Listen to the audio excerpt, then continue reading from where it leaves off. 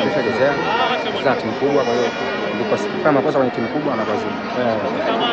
Makosa yenyewe ni binafsi, wewe ulikuwa kwenye eneo la defense, wengine walikuwa ni makosa ya mtu mmoja ni as a group, ni makosa tu ya mchezaji mmoja kupelekea tukufu.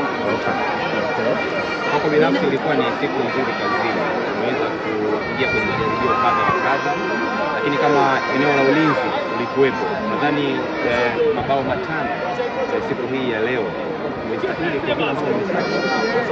Haiwezi kuwa siku nzuri kwa sababu tumeruhusu magoli mengi katika defense, lakini naweza sema ukikutana na timu kubwa, narudia tena kusema makosa ya timu kubwa lazima wakwazidi. Tunataka makosa wakwazidi. Tunajua wewe ni mchezaji wa bila shaka ni wa Singida Black Star, uko kwa mkopo hapa Dodoma Jiji.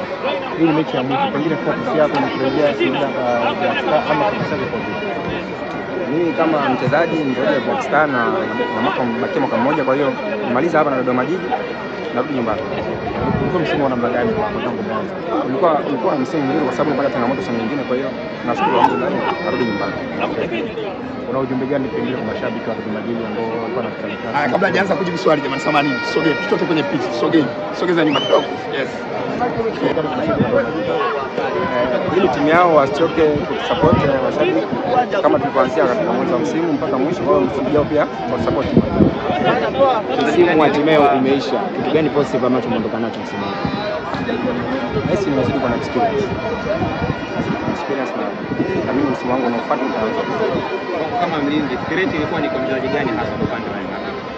Mimi na nakabana mchezaji wote, lakini upe kwa changamoto zaidi. Leo Clement